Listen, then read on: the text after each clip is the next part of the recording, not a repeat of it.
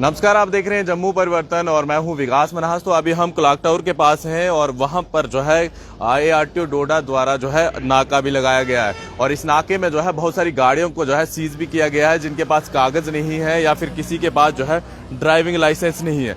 और ये सामने की तस्वीरें देख सकते हैं जहां पर लगातार ARTO डोडा जो है एक्शन कर रहे हैं तमाम गाड़ियों के ऊपर और लगातार इनके ऊपर जो है चालान भी हो रहा है। चलिए मेरे साथ ARTO डोडा है, इनसे भी बात करेंगे और बहुत सारे इन्होंने चालान भी किए हैं। सर, आज का बताएं कितने आपने चालान किए और किस तरह की वायलेशन लोग करते हुए दिख भी रहे हैं? देखिए, हमारी आपको पता ही है कि हमारी कंटिन्यू ड्राइव चल रही है और ये ड्राइव जो है टू व्हीलर को लेके है। कोई भी टू व्हीलर बगैर हेलमेट के है और कार वाले बगैर सीट बेल्ट के हैं, बगैर डॉक्यूमेंट्स के हैं। जैसे आपके सामने बहुत सारे टू व्हीलर हमने सीज किए हैं जिसमें बहुत सारे लोगों के पास ड्राइविंग लाइसेंस नहीं है या दूसरे डॉक्यूमेंट्स नहीं थे, हेलमेट डाल के गाड़ी नहीं चला रहे हैं। उन गाड़ियों को हम सीज कर रहे हैं और चलान कर रहे हैं। जैसे थ्री व्हीलर है हमारे जो ओवर चार्जिंग करता हुआ पाया जा रहा है उसको हम फाइन कर रहे हैं।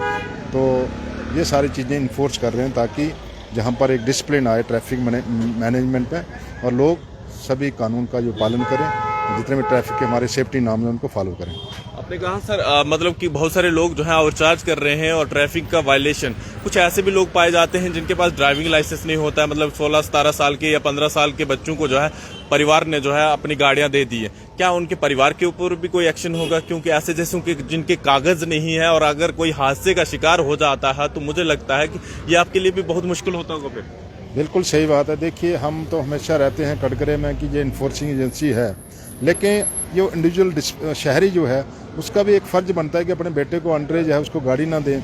और जितनी भी गाड़ियां आज पाई गई हैं वो बगैर लाइसेंस के, वो अंडरेज कोई नहीं पाया गया। लेकिन जो भी अंडरेज हमें पाया जाएगा, जो आज की डेट में सेक्शन 199A के तहत जिसमें बच्चे को जुवेनाइल हाउस में डालना है, DGB बोर्ड के पेश करना है और जो उसके पेरेंट्स हैं उनका अलग से चालान होगा जिसमें 3 साल का जेल का उसको इम्प्रिजनमेंट हो सकती है, सजा हो सकती है और 25,000 फाइन हो सकता है। सर, एक और खबर हमने चलाई थी जिसमें एक ऑटो वाला जो है किस तरह से चोरी की वारदात को अंजाम देता है।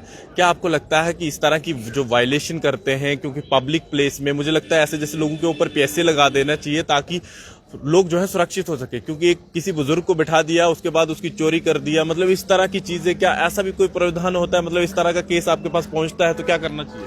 देखिए, हमारे पास मोटर व्हीकल एक्ट के तहत जितने भी कानून है वो मोटर व्हीकल एक्ट के तहत जो ऑफेंसेस होते हैं उसके ऊपर हम कार्रवाई कर सकते हैं। दूसरे जो क्रिमिनल ऑफेंस है उसमें पुलिस कागनियंस लेगी और पुलिस के हवाले कर देते हैं हम, अगर ऐसा कोई हमारे नोटिस में आता है। अभी मतलब जैसे आपने बताया कि ऑटो वाले और टू व्हीलर की आप चालान कर रहे हैं, बहुत सारी ऐसे भी गाँव के लिए हम गाड़ियां देखते हैं आज के टाइम पे भी, मतलब चोरी छुपे छत्तों पे बिठाना या फिर एक ही गाड़ी में जब एक्सीडेंट होता है तो जिस गाड़ी में 7 या 8 पैसेंजर पास होते हैं उसी गाड़ी में 15 से 20 लोग पाए जाते हैं।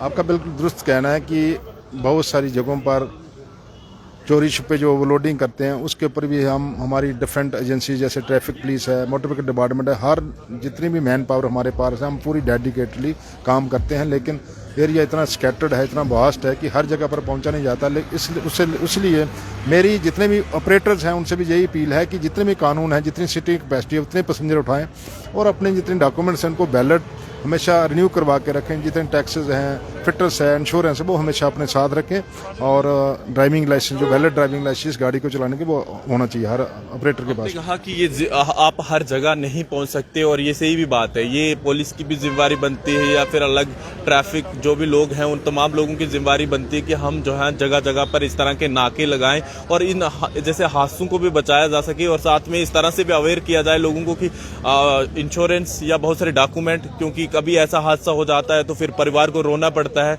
और कोई भी चीज करनी पड़े तो वो चीजें होती है। बिल्कुल सही बात है। सबसे पहले जो भी आज की डेट में गाड़ी लेता है, चाहे वो टू व्हीलर है, कार है या कमर्शियल गाड़ी है, सबसे पहले बेसिक उसके डॉक्यूमेंट्स जो हैं वो वैलिड होने चाहिए। उसकी RC, उसका इंश्योरेंस, ड्राइविंग लाइसेंस और पोल्यूशन अंडर नॉर्म सर्टिफिकेट जो होता है वो होना चाहिए जो प्राइवेट गाड़ी है। थोड़ी सी तस्वीर साइड की भी दिखा दूंगा मैं जहाँ पर बताइए। हाँ, नहीं।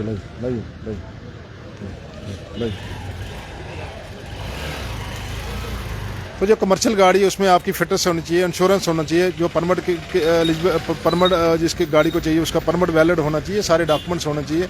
और जो भी कार चलाने वाला उन सभी को सीट बेल्ट डालनी है, टू व्हीलर को हेलमेट डालनी है, अपने सारे के सारे डॉक्यूमेंट्स वैलिड रखने हैं। तो एक सेफ स्पीड में गाड़ी चलानी, जब तक इंडिविजुअल डिसिप्लिन हर रोड यूज़र में नहीं आएगा तो इसमें सुधार नहीं हो सकता है।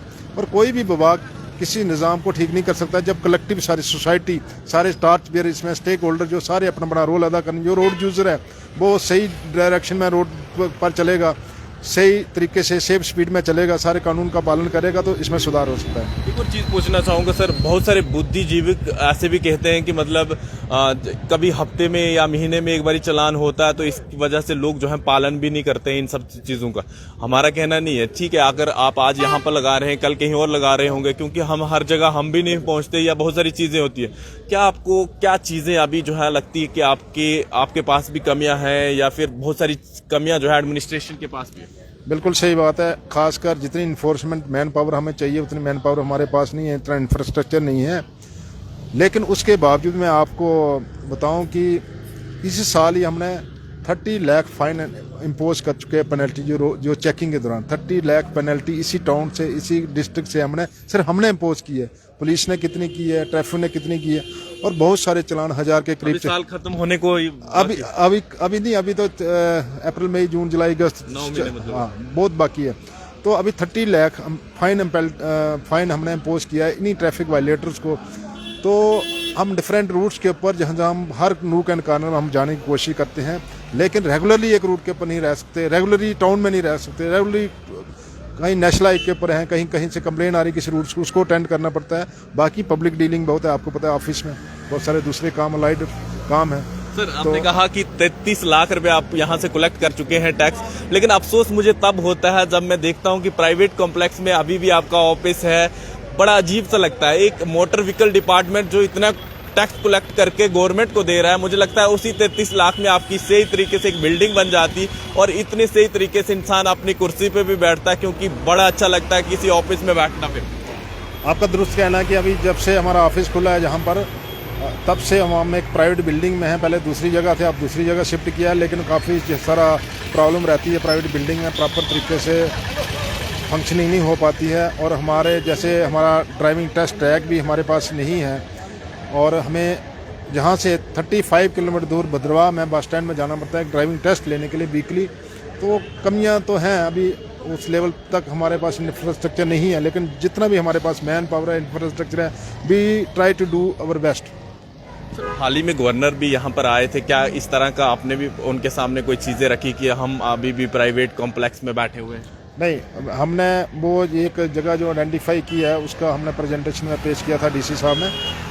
जो हमारी 120 कनाल लैंड हमने शलोत में आइडेंटिफाई किया, अब उसको लेबलिंग के लिए फंड की ज़रूरत है, और वो सैंक्शन जब प्रोजेक्ट हो जाएगा उसके बाद आगे देखेंगे क्या होता है। चलिए सर, शुक्रिया। और जिस तरह से लगातार ये चालान भी कर रहे हैं, और जिन गाड़ियों को नंबर प्लेट नहीं है और या फिर जिनको नंबर प्लेट होने के बाद भी जो है जिन्होंने डॉक्यूमेंट जो है प्रॉपर तरीके से नहीं रखे हैं, और ये इस साइड से आप देख सकते हैं पुलिस इनके साथ तैनात है और कड़ा नाका जो है क्लॉक टावर के पास लगाया है। उम्मीद करेंगे पालन करते रहें ट्रैफिक के, अपनी जान भी बचाएं और दूसरों के लोगों की जान भी बचाएं। अगर आपके डॉक्यूमेंट सही होंगे तभी आप जो है खुद भी सुरक्षित हैं और अपने परिवार को भी जो है सुरक्षित रख सकते हैं। उम्मीद करेंगे अपने डॉक्यूमेंट बना दीजिए सही तरीके से, उसके बाद जो है गाड़ियां चलाइए या फिर उसके बाद जो है हेलमेट लगाकर जो है चलिए। फिलहाल देखते रहें यूं जम्मू परिवर्तन। मैं विकास मनास, टोडा।